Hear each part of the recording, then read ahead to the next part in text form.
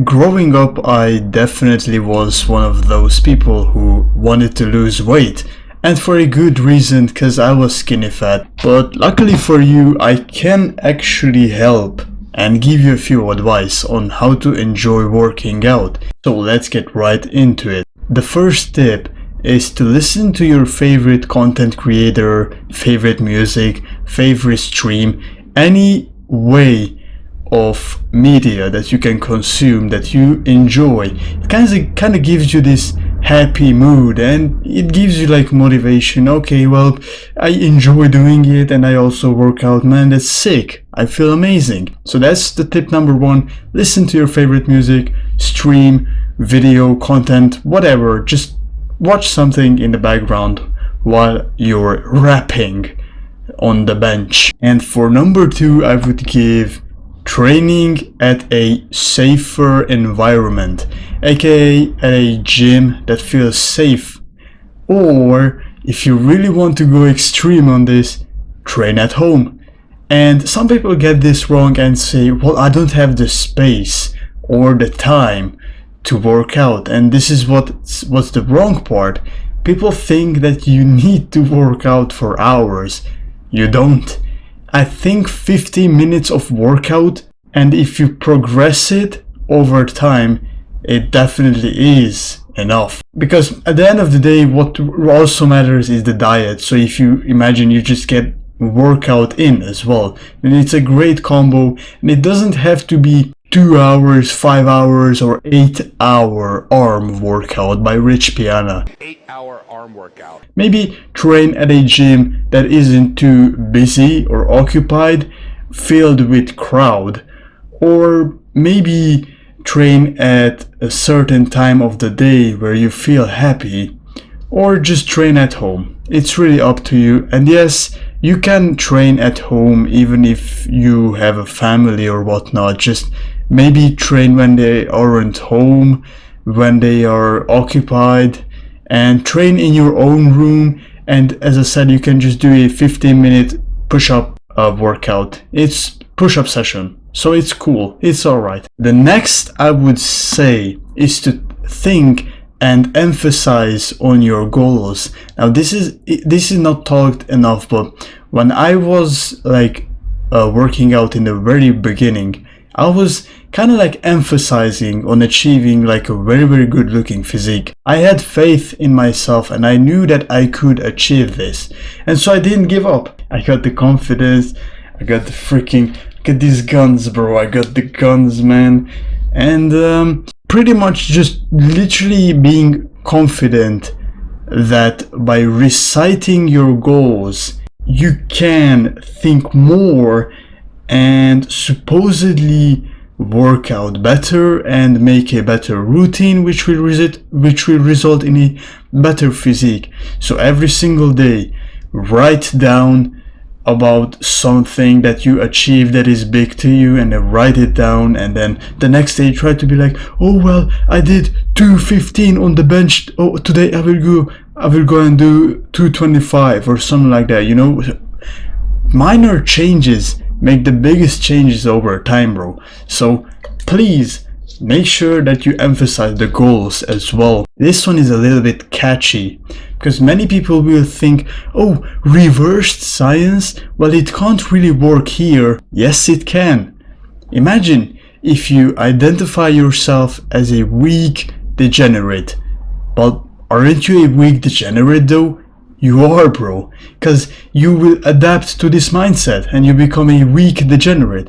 But imagine if you identify as a professional bodybuilder or fitness influencer or PR attempt legalize anabolic steroids type of schizophrenic lifter. Well, then you're going to become that.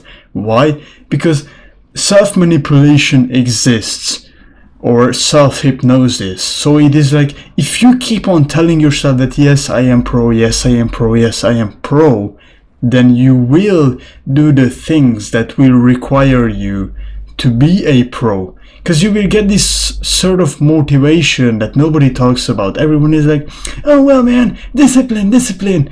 Yes, discipline is literally the most important thing. If you just do not have this power of will, you can't achieve it, but you need motivation, and the best way to get motivation is literally by identifying as this pro guy who doesn't give up, who believes in his faith, and trust me, it always works. Alright, the next one is pretty self-explanatory, which is eliminate distractions.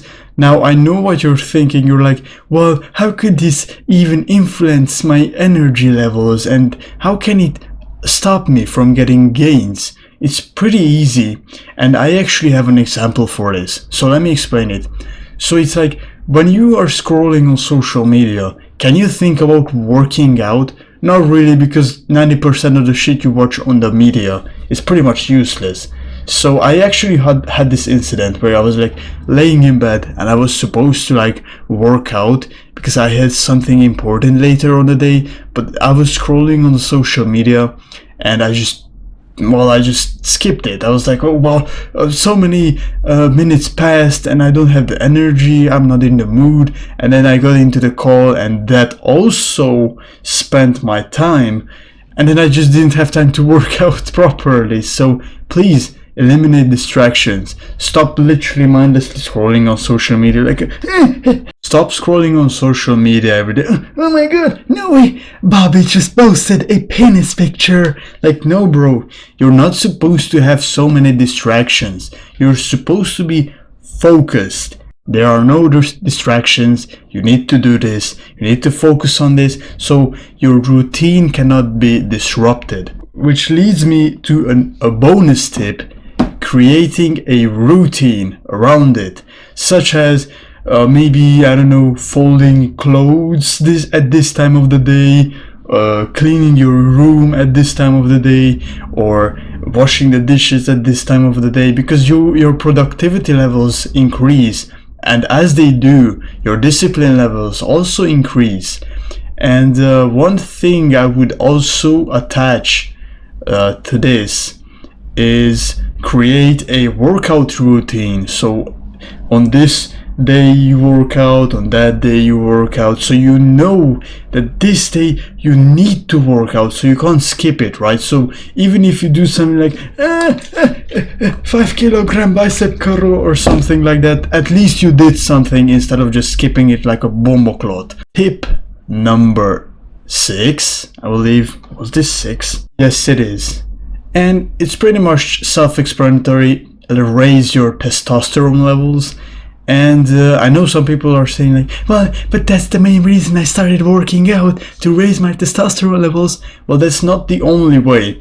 You also need to focus on diet and vitamin D and sleep. Sleep is the most important when it comes to raising testosterone levels. Stop talking about semen retention, no nutting, Bobby month or something like that. Like no nut or no fart December. No, you just need to stop eating junk food on a regular basis. You need to stop dieting too hard, which means that you barely eat calories, because yes, you heard it correctly. If you diet too hard, you actually drop T levels, which they don't tell you. They always tell you diet, testosterone levels, but no, actually a strict diet can also drop your testosterone levels, especially if you're a natural, which means that you don't. So what I'm trying to say is, go outside into the nature, get sunlight, then eat in a right way, which means that 75% of the food that you eat contains fruit, veggies, meat, and the rest 25% can be junk food, but not in like a very big amount. So try to reduce it, and day by day try to reduce the amount of junk food that you eat, because junk food isn't necessarily like 1 bar of Snicker. No, junk food is literally when you eat a shit ton amount of bad food. So that's like junk.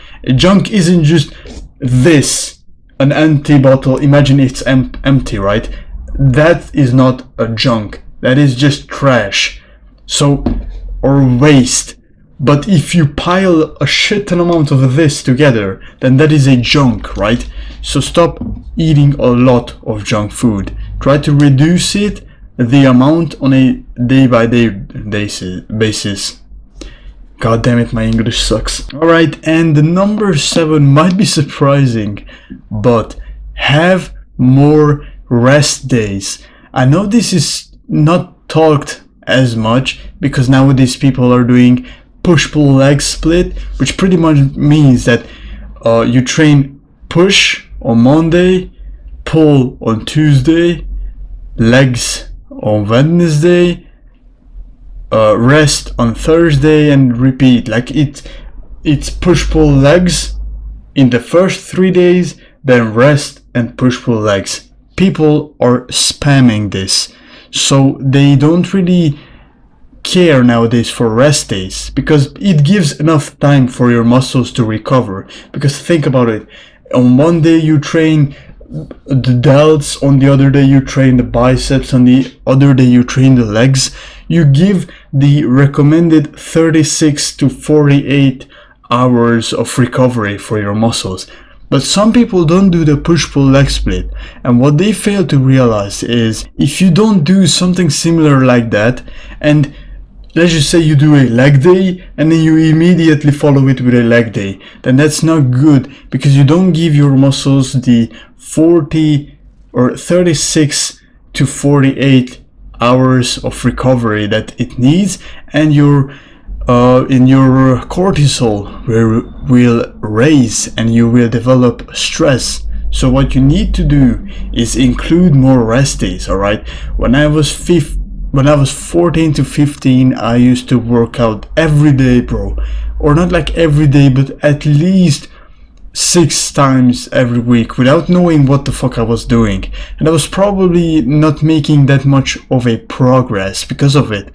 But now that I grow up, I realized that sometimes doing a little bit less, but not like literally less, is better than not doing anything, but doing too much. So it's like this.